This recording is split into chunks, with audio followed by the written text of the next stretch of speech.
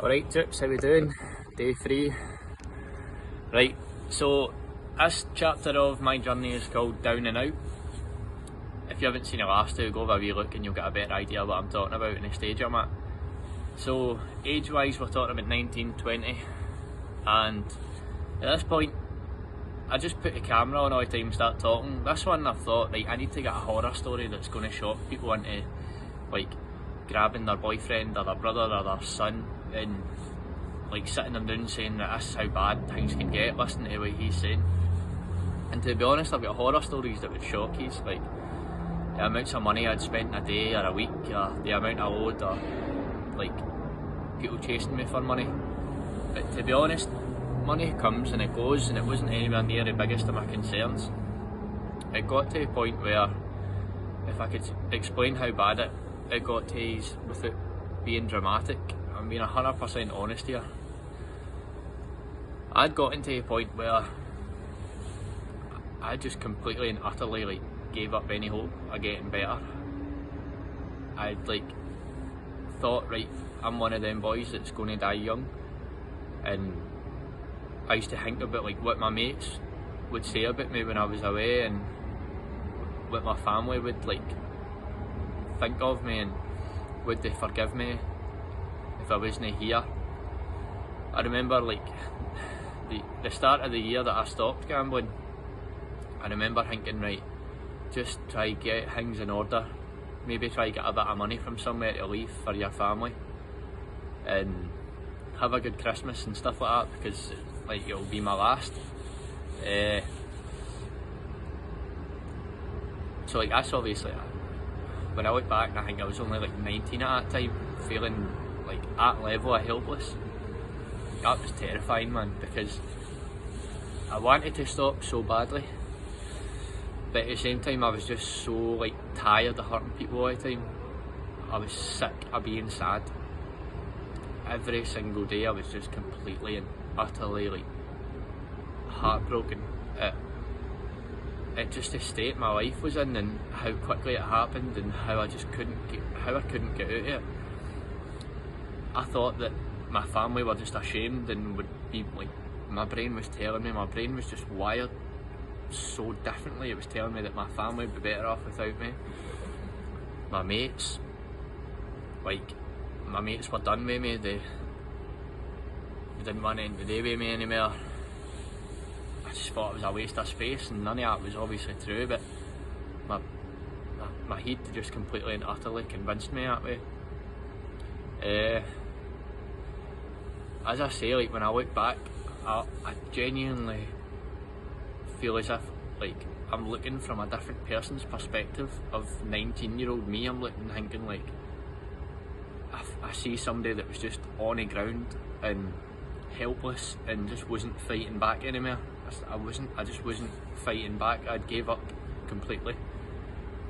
I just thought that I would be one of them cases of people would say things like nice things about me when I was away, but I just couldn't get on top of my troubles. Nothing I ever say. I hate sympathy. Like, I hate sympathy with all my heart. I don't want a single bit of it. I just want you to understand that having a gambling addiction ain't just amounts of money. Like, it's constantly just referred back to money. It's what's going on up here and how utterly heartbroken you can be. And my mind was completely ruined.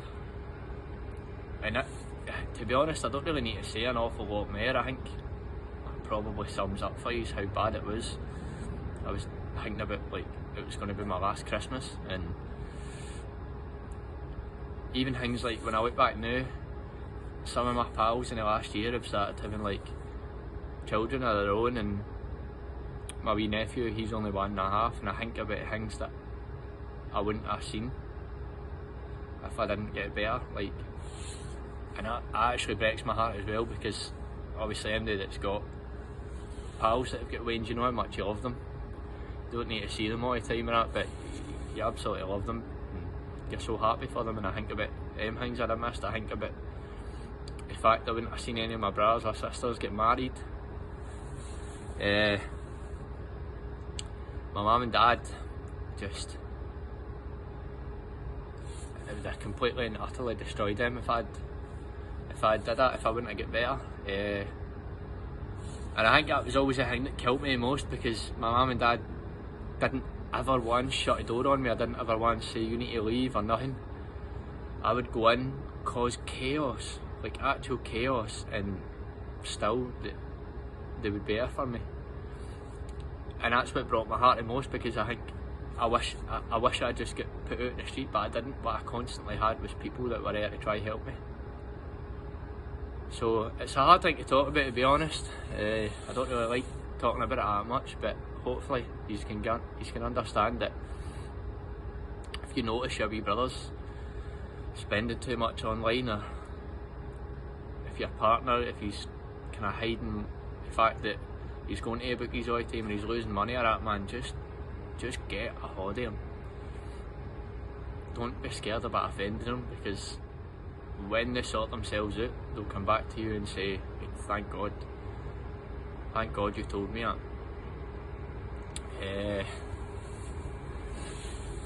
I'll talk to Maura about how I got better, when I started to get better, and how I just picked myself back up and dusted myself down. And I had so many apologies to dish out, I had so many explanations to dish out. I had to rebuild my confidence from scratch.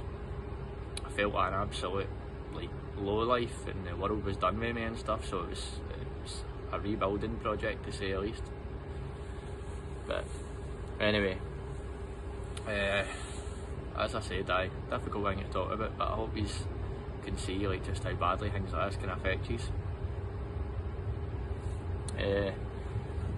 In terms of what's happening with Gam Talk in general, I know I keep saying it and you are going to probably switch off because I say it all the time. I can't explain. I don't even understand how many people are sharing it and liking it and commenting, and it's giving me opportunities that I'll explain when it's done that just wouldn't be happening without you. So when I always say I thank my family and my friends, well, just everybody that's helped me out through this, thank you so much. Hopefully you're enjoying the wee kind of chapters that I'm doing. I don't know if they're any good, genuinely. I don't even watch them back, I just put them up, and as I said, I just talk as I'm doing now. I'm rambling.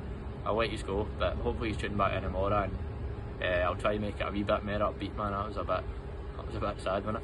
But anyway, thanks very much, team, and take care. See you after.